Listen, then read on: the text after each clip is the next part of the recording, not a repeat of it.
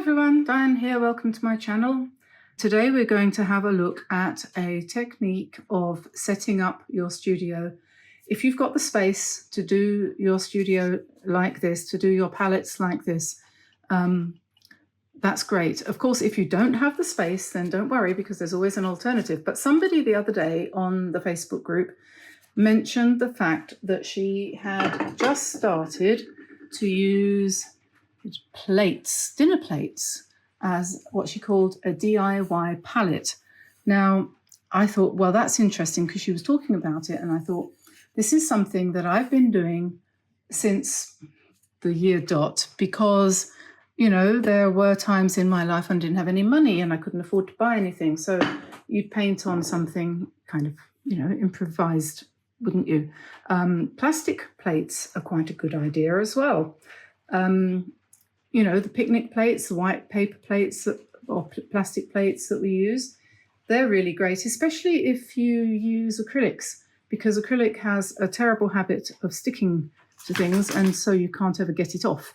But anyway, we don't need to worry about that side of things, but the idea of using a plate as a palette is a great one, and I'm going to talk about that this morning. I've put here, just for decorative purposes, a painting that I did a while ago in a sketchbook and some swatching that I did in a sketchbook. These are VHAquarell sketchbooks, and I just put them there for decorative purposes because this is a bit boring, isn't it? And there's nothing going on. And after I've talked about the palettes for a bit, I will do a painting, if that's okay with you. So anyway, what I'm going to do is show you a couple of different ideas about how you can do this. Now, I'm going to sit down. Yes, now, recently I've been using a different technique for painting than I used to use because when I was introduced to the Kuretake colours, I was quite taken with the idea of having lots of ready mixed colours available to me to choose from and to paint from that, rather than mixing all my own blends. So, for example, I could pick any one of several greens to paint with, whereas before I would have had a couple of blues, a couple of yellows, and I would have mixed up an infinite variety of greens for myself. But, you know, those are two different ways of painting, and they're both equally good, and I do both of them. So anyway, I moved away from my original setup, which I had, which you'll remember. I used to use these little dishes, and I still do. As you can see, this one's got some paint in it. And sometimes the way I work is I will say I'm going to use, and I nominate half a dozen colours. So it might be, for example, ultramarine blue, cadmium yellow, alizarin crimson, burnt umber, indigo, and I don't know, or let's say Windsor violet. And so I pick those colours out and I put a little dab of each one into one of these dishes. Then I lay them out beside me, beside my paper, and I use those to paint with. And then I would use either a clean plate or one of my palettes that's been kindly donated by Meaden, which I didn't used to have, to mix on. So that's how I used to work. Another way is to use a plate and to pick your nominated colours. And I've got here what you call a split primary set, split primary. And you take these colours. This is Old Holland paint. It's very, very high quality watercolour paint made in Holland, believe it or not. Very high quality, not inexpensive. And you can get it from, and I did say not inexpensive, you can get it from Jackson's in the UK. They do ship worldwide at a very reasonable cost. So you can buy it that way. I don't think you can get it from Amazon. Anyway, I'm using those because I do have a good set of these colours here. So I'm going to put, this is ultramarine blue, and we'll put the three primary colours. I will use this paint as well because it's quite expensive. And then I'm going to use Chevening and Rose Deep rather than ultramarine, rather than alizarin crimson. I have got that as well. So that's my red, my yellow, my blue, the primary colours. And then we're going to split the primaries. So this is Scheveningen orange, and that goes between yellow and red. So you can see you've split the difference. As you can see, everybody can tell, can't they? You mix this with this and you'll get something like that. So this is the split primary. And then we've got dioxazine mauve, which is a purpley colour, which is between blue and red. And again, we all learned that at primary school, so that's no great problem to understand. So split primary, dioxazine mauve, and then green. This is sap green lake. Lake just means that it's transparent. It's short for lacquer. Lac in French, which means like varnish, you know, transparent colour. So green is the split primary between blue and yellow. So now we've got blue, green, yellow, orange, red, and violet. And then when we come to paint, we're going to say, first of all, you wet your brush a little bit, and then you just pull some of the paint out from that reservoir there. And if you're wanting to do the sky, let's say, you wouldn't be holding the paper in your hand, but I will just for the sake of argument. And then we're going to just paint onto there. And then when you want to change the colour a little bit, you might want to add a little bit of mauve. So you're going to bring that in, and you can see how you can fine-tune the colour. So a little bit more blue, a little bit more mauve or something like that. And then you've got, you know, you see. And then if you want to, as I often do, if you want to change that colour into something else, you can, let's say we might want to pick up some of this rose colour. You can mix that in, and lo and behold, you have another different mauve colour, different pink. You can then add green to give you a brownish grey. You can do it like that. Mix the whole thing if you want, and then you've got a really neutral shade, a nice grey there that you can use as well. And so you've got the whole of this area to paint in, and when you've used it up, used up your space, you just wipe it off with a tissue and paper towel, and you can carry on. So that's a really very versatile, very flexible way of painting. I sometimes use a larger surface than that. This is a large, what we call a butcher's tray. I can't quite fit it into the camera shot, but it's pretty big. It's, let me see how sorry about the rain. I don't know if Tam's going to be able to get rid of the background noise, but it's absolutely pouring again. This is 18 inches long by 14 inches wide, and I haven't got it set up at the moment. I've just got my yellows here, and what you can do is you can put a lot of colours around the outside edge here. You don't need to limit yourself to a specifically small amount of colours. Okay, I had to pause there for a minute because it was raining so hard I couldn't hear myself think, but it's now stopped. So I'm going to put this aside for a minute, and I'm going to come back to that because when I do the painting in a minute, that's what I'm going to use. I'm going to use my old Holland. Now this is another plate, and this one is a little bit bigger, and I put that here because I just wanted to show you that you can use this system even if you don't have tube paints.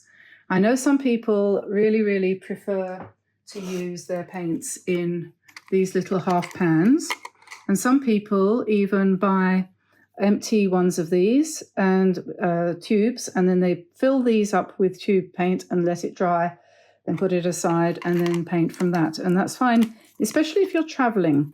If you are carrying your paints around with you, you don't, obviously, you're not going to carry a ceramic plate with you. And one of these little tins is just perfect. So when it's actually set up, it looks like this. This is a VHAquarell handmade set from Germany, which is done as a collaboration between me and Victoria. So this is what you would have, and you would have either a travel brush, which is one that folds in half and you put it in the middle there, or you keep your brush separate. And you can use this area here as a palette for mixing, and this as well. And in fact, I'm sorry about the plaster on my finger. I think I might take that off in a minute. I haven't remembered that was on. You can take that off, and you could, at a pinch, use those sections on the inside there. So you've basically got this much space to mix in, which means basically that if you're traveling and you're traveling really light and you don't have another palette with you, at least you've got something that you can mix on. Probably most of the time you would find room in your pack for one small plastic palette, wouldn't you? I don't know whether to take that off or not. I think I probably will, because it doesn't look very good, does it? Right, let's take that off. It's a split. It's not a cut. It's just a little split on my finger. Anyway, so because some people like to use these, I said to myself, well, that's obviously absolutely possible. So you can do this. Here we've got our split primary again. We've got our yellow, our red, our blue, our green, our orange, and our violet. And what I've done is I've simply put some blue tack underneath and pressed it down onto the edge of the plate. And then you can go right ahead and spray them with water. And you normally, depends on how good the paint is. If the paint's really good, it doesn't take any time at all before it starts to leave its colour traces around it like that. And it's pretty, isn't it? And you can start painting pretty much straight away. Let me find a piece of scrap paper and I'll show you. So same deal, you can pick up some green, take it to the middle, add a little bit of yellow to make it a more yellowish green, and away you go. These are lovely paints, has to be said. And there's a nice gold colour, sort of soft orange. You can easily bring down some pink and mix those together. And you've got what you can only describe as peach. There we are, you see. So before you know where you are, you're painting beautiful florals. And that was the whole idea of this set. That's only half of it. The other half of the set is here. So yes, so that's the way that works. And then we can bring our mauve down here. And if we want to make that a bit redder, just drag some of the colour in. You can make it stronger easily. The flexibility of this method, you've got to experience it to know what it really means to be able to mix your paints like this and get infinite colours. Because as soon as you've cleaned your brush, you can pick up anything from around here. And, you know, it's just so much more flexible than simply taking a tin of paints like this, dipping into one colour and then sort of mixing a little bit here. And you know, it's much more liberating, much freer, much more creative, really, to be honest. Certainly I find it is. So that's what you do if you have the half pans. Of course, some people still have full pans. You can get bigger ones than that, and I can show you what they look like. You don't see them all that often, actually, though. And I haven't got very many. Let me see if I can find one here in one of my old paint boxes.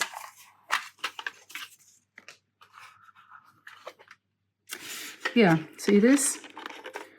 That's a full pan. That's a full traditional pan. That's twice as big as this. You can get those. I think on Jackson's they have lots of options, and that's the full pan. This is the half pan, and obviously you've got the tube, and those should be available in all the colours that you might want to use. So that's what they look like, but not many people use those. I haven't actually seen anybody on YouTube using a full pan at all, ever, except me. So that's the half pan used on a plate like this, but using the pans. So, which just goes to show you can use the plate with both the tubes and pans. And then going on from there, I've got some slightly bigger plates here. We used to use these for entertaining, but we don't entertain anymore, so that's all a thing of the past. But I have got two of these, and underneath this one, I've got this one set up, which is my Kuretake set. Because I said to myself, you know, just because these are bigger than the half pans doesn't mean to say we can't use the same system. So of course we can. And these haven't been sprayed yet, so they're probably not completely ready to be used. But they are now.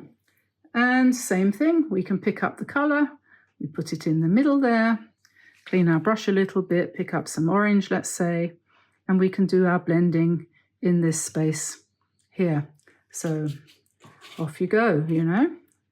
And it's kind of the best of both worlds, I think, to be able to use the palette in the middle so that you've got all of these possibilities of blending. You can pick up some some orange, and mix it with your green to give yourself a much duller green, or even some red, which gives you something very dark, olivey green kind of thing. Pick up some mauve, mix it with the red, and get carried away and excited by the colours. So there we are. Here's the blue. And yellow, that makes green. And you'll learn, you see, the thing is, when you start to paint like this, you'll start to learn much more about how colours work, because inevitably you'll mix more than one colour together, and you'll find out very quickly that as soon as you mix 3 colours together, you're going to get a totally neutral colour, a brown or a grey. Any 3, doesn't matter what. So if you're looking for sludge, because you might be, there's quite often a case for that, any 3 colours mixed together will give you a grey. So that's that. I think that's probably enough talking from me. So I'm going to put that over there with the rest of the Kuretake stuff. And I think I'll use this set because I haven't used a split primary from tubes for a while. And I'm going to paint today for a change in my Canson XL book. Okay, so I don't really know how this is going to turn out, of course, because I don't have actually much idea. But I have got a picture in front of me of some florals, which I'm kind of just using as a starting point. It really doesn't matter what it is. I've mixed some of the Chevening and Rose Deep with some Chevening and Orange to give me this colour here, which is a kind of apricot colour, I would say.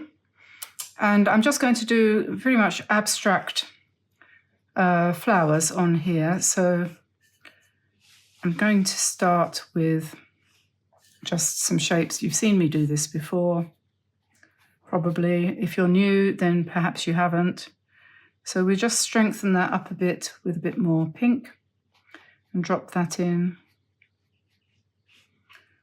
and let that run. And then maybe I'll add a bit of yellow. See, this is the beauty of painting on a dish like this. And let's put another apricot colour. Adding more yellow gives you a little bit more of an apricot-y sort of thing. We can add a little bit of mauve to give us something else up here like this. One thing to make sure that you don't do too much of is mix the colour of dried blood. It's very easy to do that, actually. But you'll soon get the hang of it.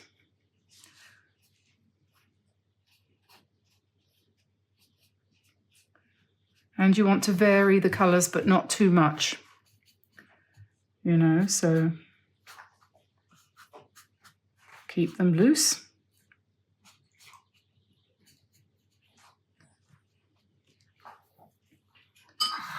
And sometimes rinse your brush off, sometimes don't.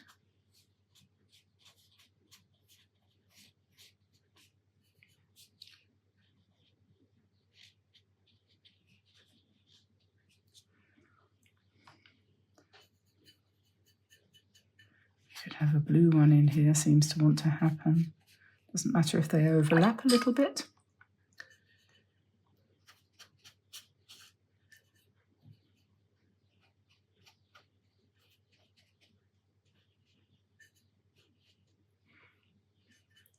Sometimes you might want to have them coming off the paper. So just like this.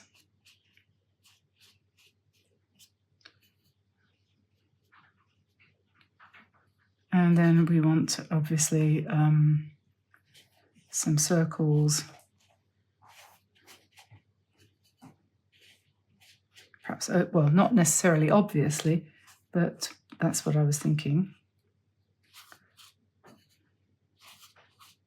Different sizes of circles, perhaps, going off the paper.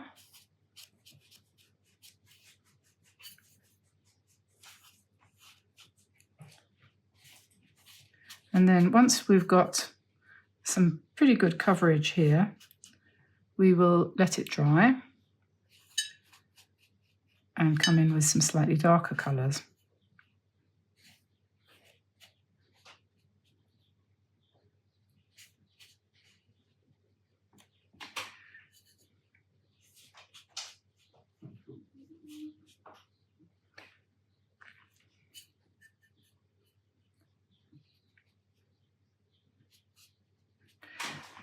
Yeah, so I'm going to put the hairdryer on that.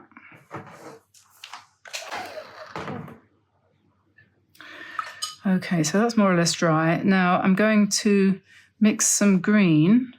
So I'm going to take some blue and my ready mix green with quite a bit of blue, so it's quite nice and dark green. And if you want that to be a little bit more subdued, just take a bit of mauve, and then you'll get a colour which is more olivey, like this, quite a dark green. And then what we could do is we can just put a lovely curved line on our paper here, and then just paint leaf shapes coming out from there.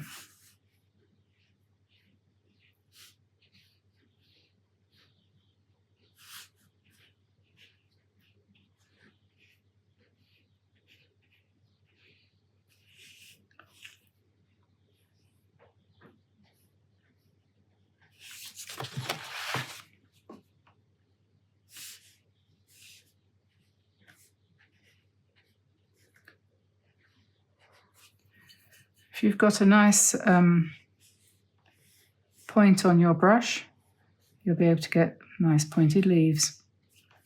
And if you have good brush control, which you will have after a bit of practice, then you can get quite thin lines too. And I should be trying a bit harder, but I'm not taking my time probably as much as I should.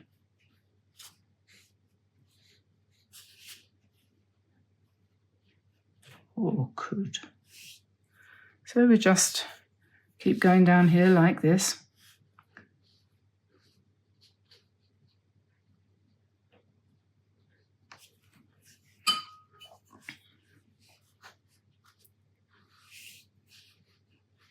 Press a bit harder to get a bigger leaf, less hard to get smaller ones. And then we can change the colour. Let's go for a bit of yellow in there. Completely different green, still green. And then we could bring another line down here like this. And we can just do lots of single leaves like that. We can make it a bit thicker if we want, add a bit more blue, add a bit more yellow, because maybe that's not quite opaque enough. If I was painting with Kuretake colours, I wouldn't have any problems with the opacity. But with this, we're going to get a slightly different effect than we would with Kuretake, because these are transparent watercolours, which have their own charm, as you can see with these leaves. They're beautiful.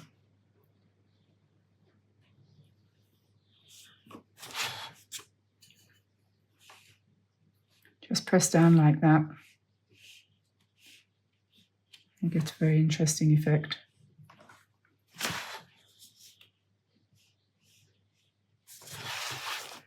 And you can join them on if you want.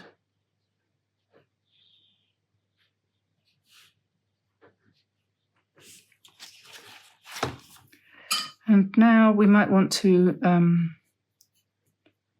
come into the centers of the flowers a little bit and give them some personality.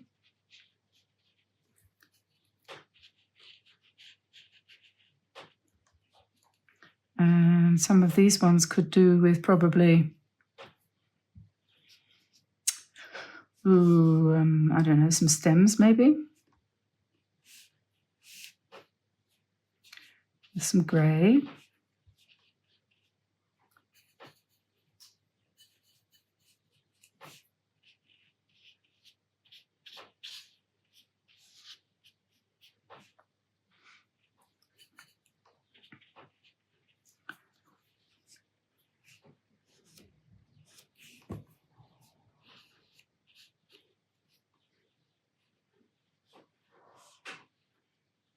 About this time, this is when I usually start to wonder about finishing off if I'm going to use pen or whether I'm just going to leave it as a watercolor.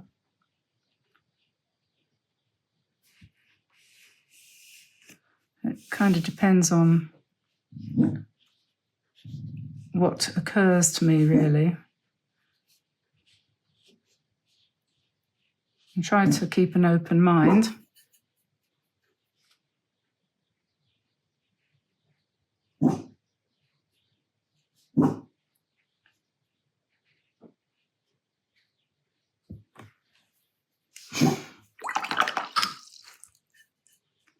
Yes, we try to keep an open mind and just,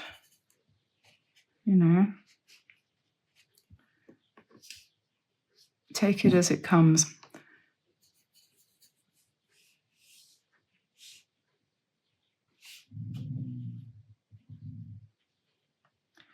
As I was saying to somebody this morning in a comment, we're more interested in the process, aren't we, than we are in the result. So whatever it is that the process is, when you're enjoying painting and you get some pleasure out of it, it doesn't really matter how it ends up in the end.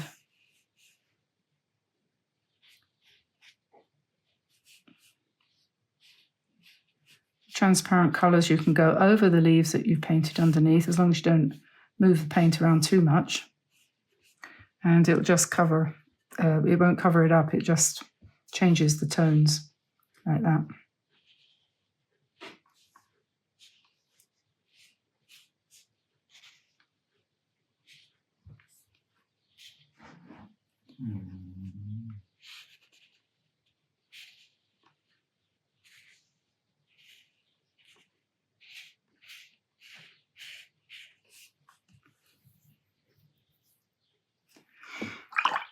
Well, I think I want to make these leaves darker.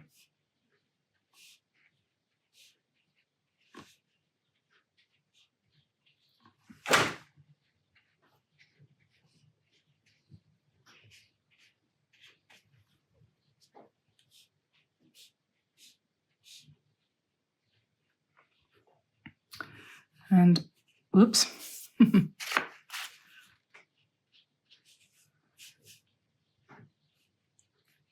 They definitely need centers.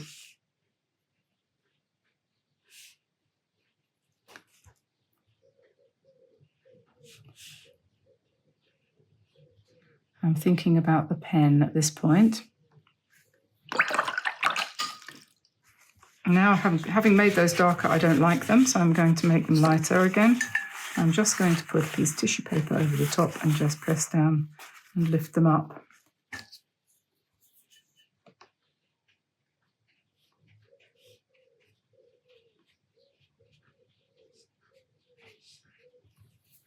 Okay, time for some hair drying.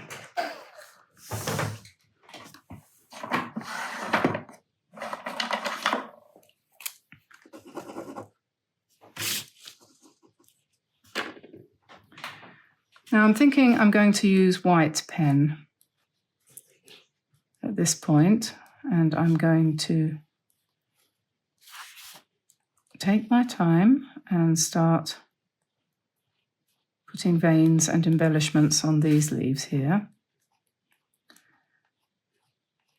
I'm using, this is a, what is it? It's a hybrid gel.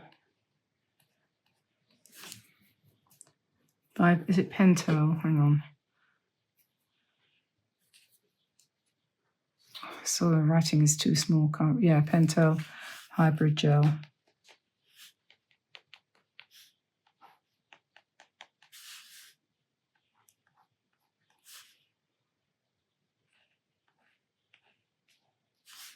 It works better once you've got it warmed up a bit.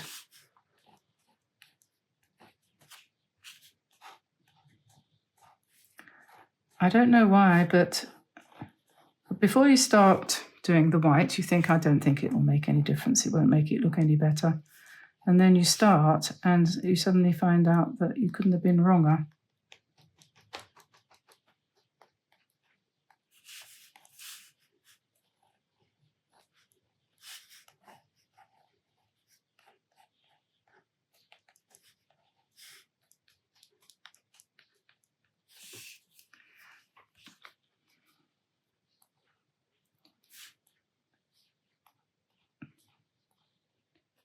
This paper is very bumpy, so you have to press quite hard to get a straight line.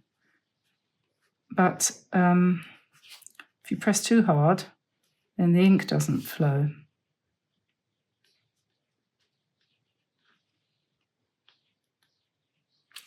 So you just have to go with the flow, really.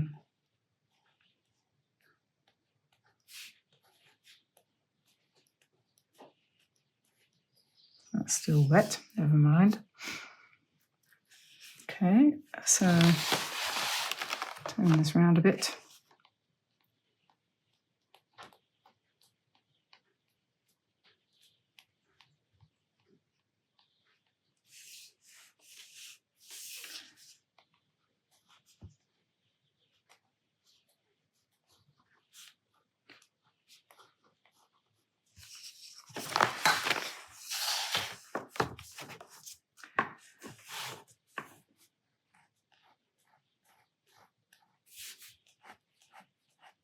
These should look quite good with white on top of this irregular blotted out leaf that I've done here.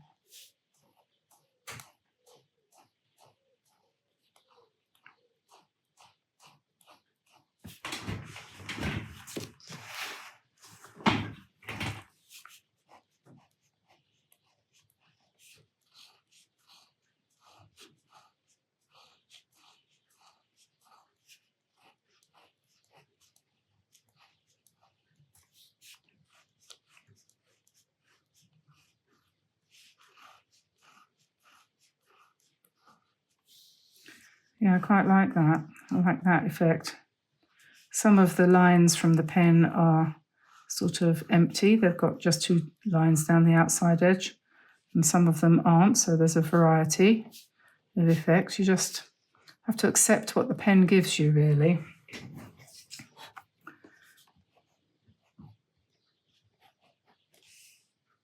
Don't you think?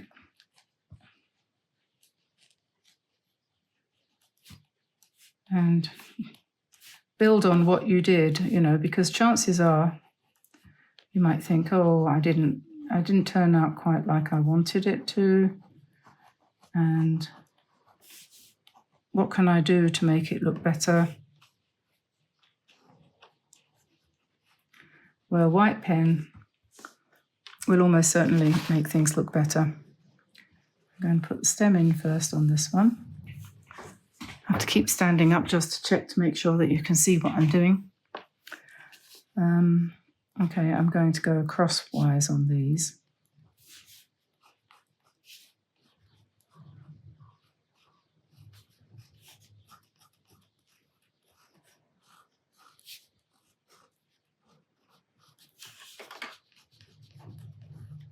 Do you find that when you're painting or drawing like this, your mind wanders and it sometimes goes places you don't want it to go? I keep thinking about people that I used to know and I start to wonder, you know, what are you doing? You know, like people I used to paint with in other places where I've lived and lost track of. That wasn't very clever. I've just put my hand down on that wet bit there.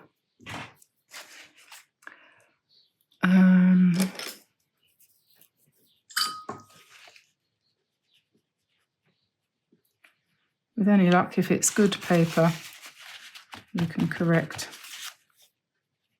You don't have to make a song and a dance. Don't have to make a whole video about taking out a little bit of paint, like some people do.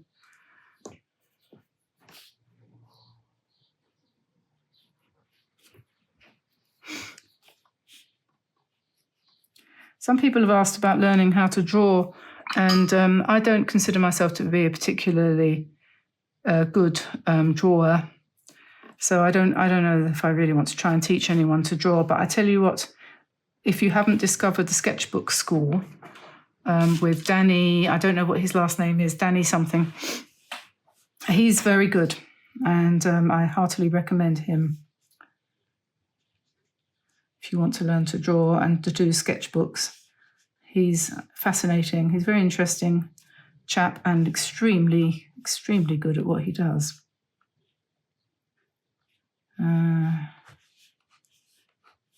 Yeah, admirable.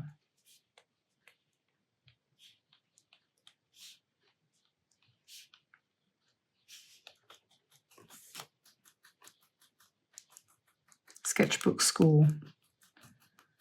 I'll put that in there if I remember. If I don't remember, just drop me a line or put a comment. I try to answer most of the comments. I don't always get to all of them, though, I'm afraid, but I do try.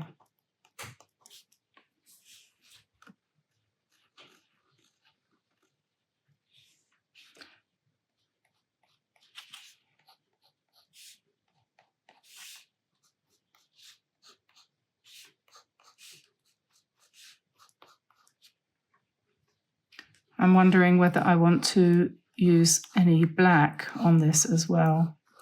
I've just ordered some new Fudenosuke Tombow pens.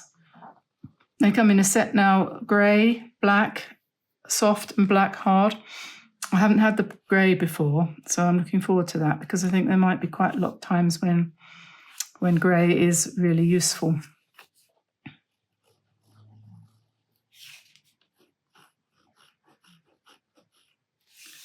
Okay, let's take a look at that. What have we got here? Now, do you think it needs any black? I really messed that up. I put my hand on it, you can see that. That's from here. I put my hand on there when I was working over here, which is a bit stupid. But, you know, this is only a demo anyway, so it really doesn't matter. It's not as if I was going to sell this painting. Somebody contacted me and wanted to buy the little bunny, the Easter bunny that we did as a short earlier on in the, when was it? Yeah, the last challenge. So I've let him have that for £25. Going to England tomorrow, gift for his girlfriend. See, and we can get rid of some of these marks that I've made in my ridiculous, clumsy, careless, couldn't give a way. But they do come off because this is the kind of paper that this is. I have made a mess. My goodness me.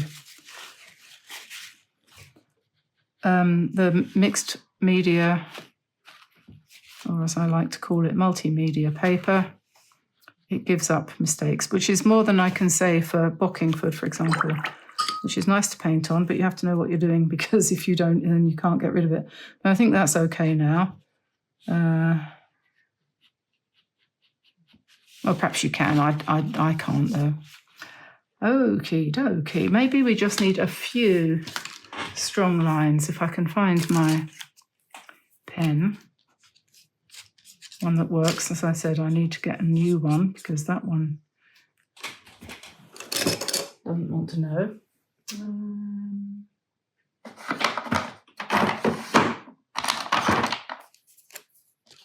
Yeah, that one should be all right. So do we want a few darker lines? Do we? Of course, we start off in the middle.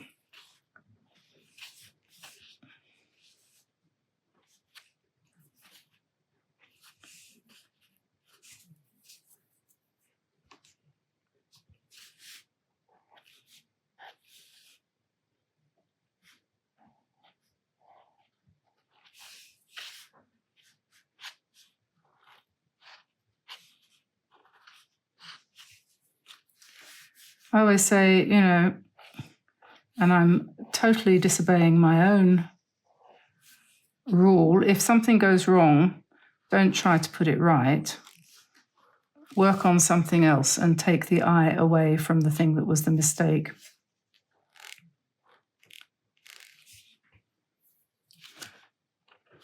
Which you could do, but here what I'm doing is I'm actually emphasizing the bits where I put my hand down. It's the afternoon, and as I've said before, I'm better at painting in the morning.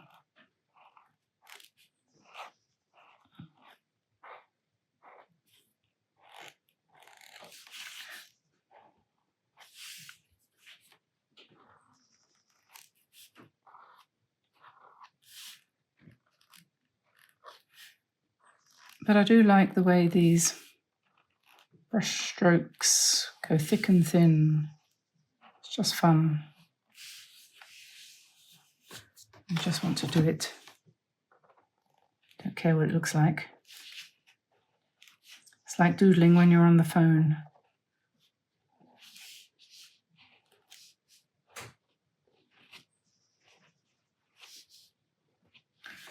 In boring lectures, you know.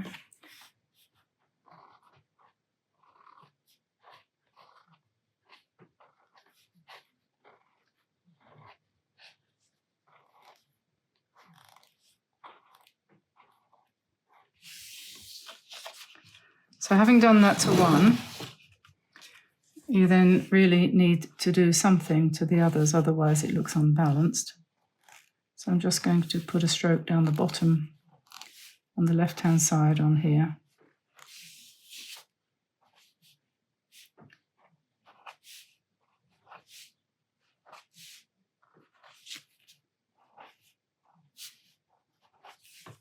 Like that. And we'll join these onto their stem, perhaps.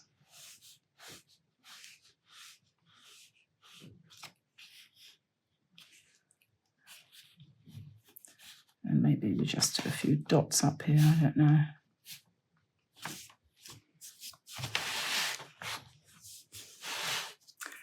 Okay, and now I'm going to take my golden liner.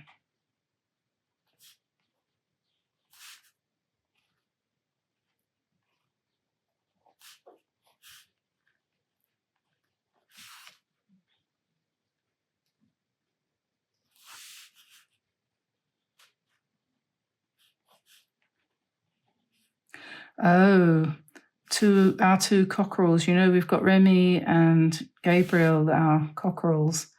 They had a fight today. I don't know how that happened. It was probably my fault. They were both out, not in the same field, and there was a fence between them. And they decided to fight through the fence. So we had two blood-stained cockerels, looking a little bit annoyed. Honestly, that's what's known as too many animals.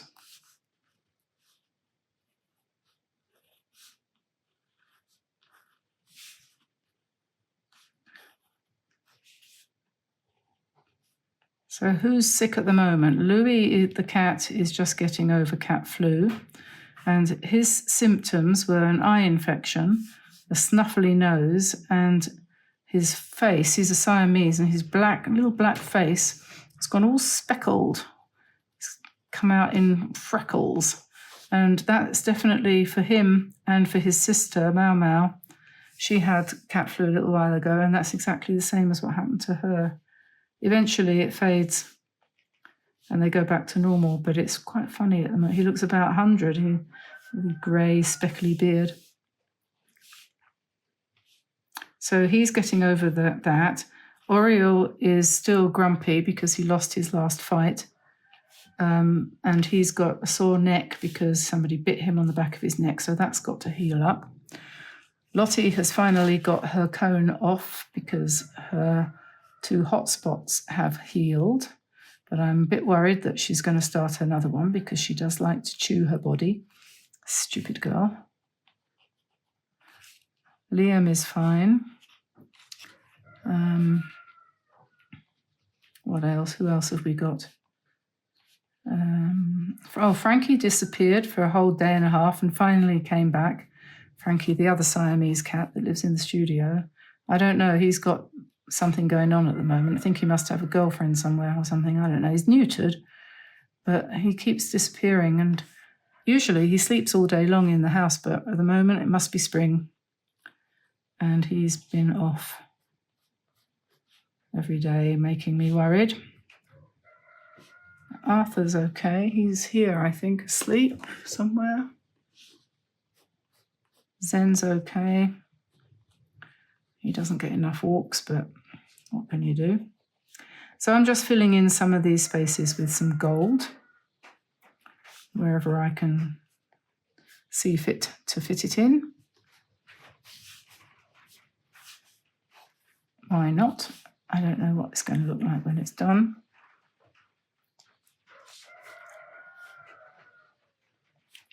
We just keep going until we get completely bored.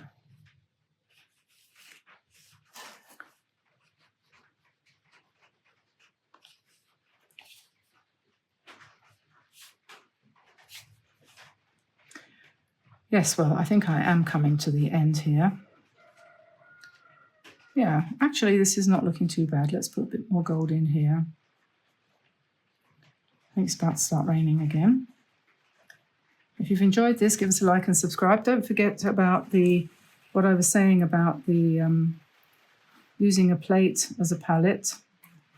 And thanks to the lady who said that she'd just discovered the idea and reminded me that this is something that I ought to talk about. I hope you didn't find it too boring. And right, I think I've had enough of that. Let's put that away over there. As usual, it looks better now it's done than it did when it was being done, so to speak. And yeah, well, there we are. There's a nice pink and apricot leafy pattern thing. What's it? That we did with this. Transformed this into this. I'll put a link, as I said before, to Jackson's for these paints. And you can get these anywhere. I think these came from a thrift shop. And yeah, Danny from the Sketchbook Skool, he doesn't need me to recommend him because he's absolutely huge and gigantically important. But I just wanted to share him because I hadn't come across him. You probably have. But if you haven't been to his channel for a while, go and check him out. He's got some really cool stuff on there. So I'll let you go now, and I will see you again soon. So I'll say bye-bye for now, and have a great day. Bye, everyone. Bye-bye.